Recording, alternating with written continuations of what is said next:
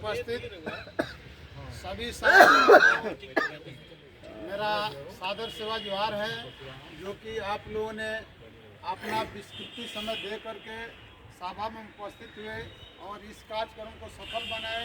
इसके लिए मैं बहुत आभारी हूँ। दुर्गावती सेवा ट्रस्ट को एवं गोटू इंडिया को मैं हार्दिक अभिनंदन करता हूँ, धन्यवाद करता हूँ कि समाज को जगाने में ये दोनों संस्थाएं अपनी अपनी भूमिका अलग अलग क्षेत्रों में निभा रही है। जैसे मान लीजिए गोटू इंडिया है, तो गोटू इंडिया शिक्षा चिकित्सा के क्षेत्र में आगे बढ़ी। उसी तरह मैं महारानी दुर्गावती सेवा ट्रस्ट के सभी सिपाहियों से विनम्र निवेदन करूँगा कि वो लोग आगे बढ़ें और सामाजिक कार्यों को बढ़ चढ़ कर हिस्सा लें। अब मुद्दा पर आते हैं कि मुद्दा है कि बिहार सरकार द्वारा आर्डर पर विचार, तो सभी भाइयों का विचार सुना, मैं भी अपना विचार रख रहा हूँ। जो हमें 2% आरक्षण बिहार सरकार से मिला है उस पर परसिमन हो गया है, वो एग्रीमेंट भी साइन हो गया है। इससे पहले भी हमें 1% मिला था, जो कि इंदिरा के टाइम में मिला था, लेकिन हमें उसका कोई बेनिफिट नहीं मिलता था। जब नीतीश जी आए तो नीतीश जी के आने के बाद ही हमें 1% आरक्षण का बेनिफिट मिला, जो कि कहीं कहीं हमारे समाज के लोग मुखिया, बीडीसी, सरपंच आदि में भागीदारी लिए, उनको मतलब सरकार से सहयोग मिला। उसी तरह अब 2% का बात है, तो 2% आरक्षण हमें मिल गया, परसिमन हो गया है, उसकी एग्रीमेंट साइन हो गया है, लेकिन अब ये कब तक हमें इसका बेनिफिट मिलेगा, इसके ऊपर विचार करना है। साथियों, मैं यही कहना चाहता हूँ कि या तो सभी संस्था से, जैसे गोटू इंडिया हो गया, महारानी दुर्गावती सेवा ट्रस्ट हो गया, द्रोण महासभा हो गया, सभी इस संस्था से 2-2 आदमी मिलकर पटना चले, नीतीश कुमार जी से मिल करके उनको धन्यवाद दे कि आपने 2% आरक्षण दिए, आपको बहुत बहुत धन्यवाद। साथ ही ये आरक्षण का लाभ हमें कैसे मिलेगा, तो इसके लिए अगर हम बात हुआ, हमारे जमदार भाई बोले कि PIL दाखिल करवाना या RTI दाखिल करवाना, उसके आर्डर जो आए, आर्डर हमारे पास रखा हुआ है, आर्डर को अभी मतलब ऊपर सही से नहीं पढ़ पाया हूँ, अभी पढ़ना है। तो हमें यह है कि अगर PIL दाखिल करा देंगे तो उससे क्या हुआ कि हमें मानते हैं कि सरकार है, सरकार आज है कल नहीं है, तो कल को अगर दूसरी सरकार आती है तो इस पर हमें हमारी इस बेनिफिट को खींच सकती है। तो हम PIL दाखिल कराएंगे, तो उसे दाखिल कराएंगे तो उसमें हमारा अधिकार ये रहेगा कि हमें 2% नीतीश सरकार ने दिया था, हमने इस पर PIL दाखिल करा रखा है, इस पर हमारा अधिकार है, कोई भी सरकार आकर उसको मतलब इधर उधर नहीं कर सकती है।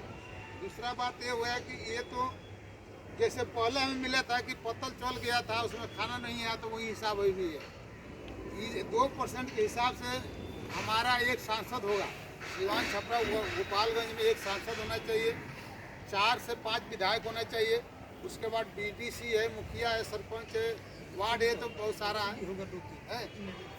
3 MLC होगा। इसके लिए हमें या तो बैठक करके नीतीश बाबू के साथ में उससे राय लेना चाहिए कि हमारा एक हक के कब तक मिले, क्योंकि देखिए 2024 इलेक्शन है, उससे पहले हम लोग नहीं मिलेंगे तो हमें कुछ मिलने वाला नहीं है, ये लंबी लड़ाई चलेगी, लंबी खींच के ले जाएंगे। तो इसके लिए आप लोग से यही मैं कहना चाहता हूँ, हम लोग को जनवरी में ही जाना चाहिए कि PIL दाखिल अगर अब नहीं भी करवाते हैं तो हम वहाँ चल करके वहाँ पर उनसे एक बैठक रखें, उनसे विचार विमर्श करें कि क्या आपने हमें 2% दे दिया, तो हमें 2% ही चाहिए, हमें अभी ज़्यादा नहीं चाहिए, लेकिन 2% का जो बेनिफिट है वो हमारे समाज को मिलना चाहिए। 5%, 60% की बात हो रही है, तो अगले 12 जनगणना होगा, हमारी संख्या आएगी, तब तो 7% और 5% मिलेगा, लेकिन जनगणना के हिसाब से 2% मिला है, जनगणना में घपला हुआ है, कहीं हिंदू, कहीं आदिवासी, कहीं गोंडी, कहीं गोंडनी लिखा गया है, तो हमारा 2 भाग हो गया। जो हमारी जनसंख्या है, एक देखे होंगे कि गोंडनीय था, तो गोंडनीय में कुछ हमारे ख्याल से 20-25 हज़ार उधर भी संख्या गया था, कहीं पर आदिवासी है, कहीं पर हिंदू है, तो इसमें हुआ है। इसमें क्या हुआ है कि जब चल रहा था वो क्या बोलते हैं जनगणना चल रहा था, तो बहुत ऐसे जगह पर जहाँ पर आदमी जागरूक नहीं है, वहाँ पर हिंदू ही लिखा गया है, हमारे समाज को आदिवासी नहीं लिखा गया। जबकि बार बार फ़ोन करके ये कहा गया था कि आप लोग हिंदू लिखते हैं, आदिवासी और नहीं लिखना चाहते हैं तो आप लोग अदर में लिखवाए, लेकिन अदर में बहुत कम लोग लिखवाए, इसलिए हमारी जनसंख्या कम दिखाई गई। और उस जनसंख्या के हिसाब पर 2% मिला, तो 2% के बेनिफिट के लिए या तो हम मुख्यमंत्री बिहार से मिलना पड़ेगा या इस पर आप लोग विचार कीजिए। दूसरा बात यह है कि बिहार की लड़ाई यहाँ के लोग नहीं लड़ेंगे, भाइयों ने कहा ये सही बात है कि हम लोग हैं यहाँ पर नौकरी पेशा वाला आदमी, बिहार के लोग जागरूक नहीं होंगे, बिहार के लोग अगर मांग नहीं करेंगे तो हम यहाँ से जाकर कितने रहेंगे, 2 दिन 4 दिन 10 दिन रहेंगे, इससे ज़्यादा कोई नहीं रह सकता है।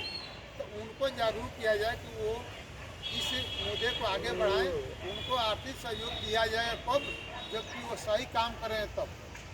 अब ये नहीं कि पटना गए, आप पटना से घूम के आ गए, बिल यहाँ भेज दिए, तो ऐसे नहीं होगा।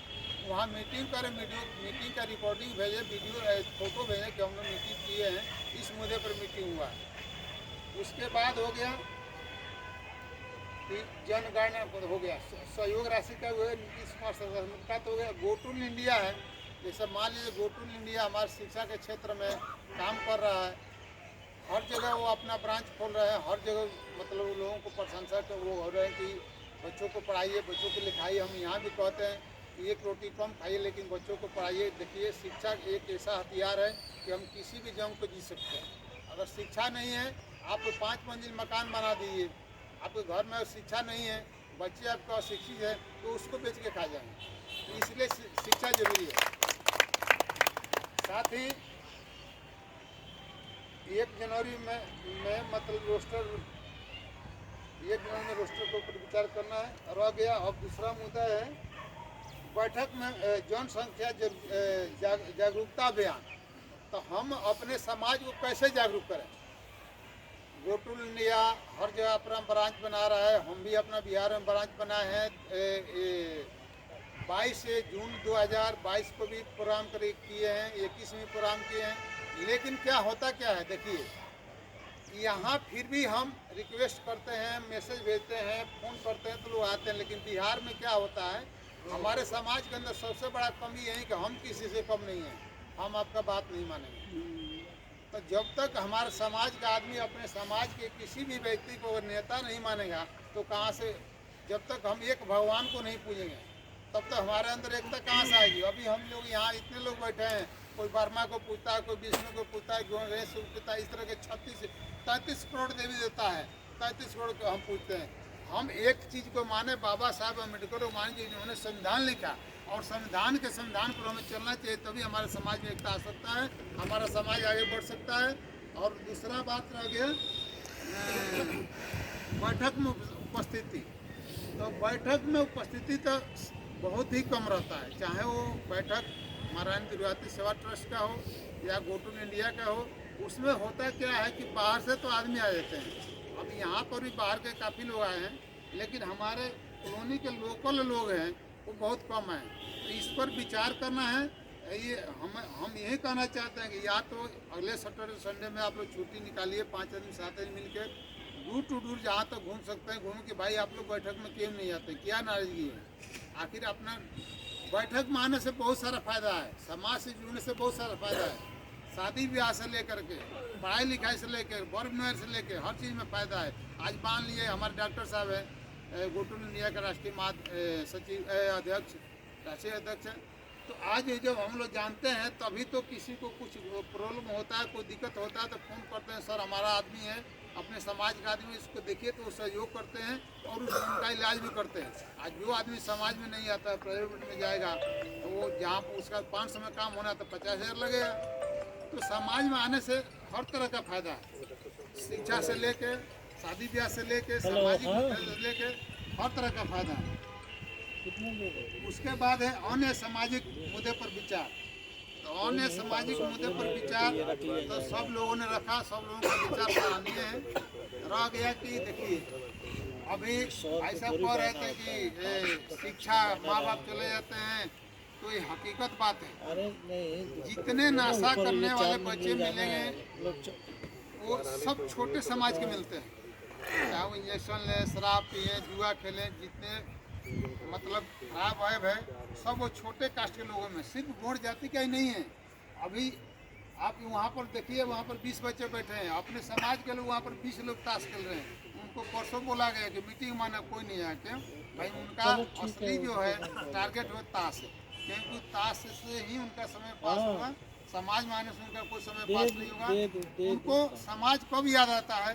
जब उनके घर में कोई दिक्कत होता है, कोई शादी ब्याह का छोड़ा छड़ी होता है, शादी ब्याह नहीं होता है, या कोई बीमार पड़ जाता है, बच्चे का एडमिशन नहीं होता है, नौकरी ज्वाइनिंग लेटर आगे मेडिकल नहीं होता है, तो उनको समाज याद आता है। तो मैं सभी भाइयों से रिक्वेस्ट यही करूँगा कि आप लोग समाज में जुटिए। समाज के साथ रहने से नुकसान नहीं है, फायदा ही है।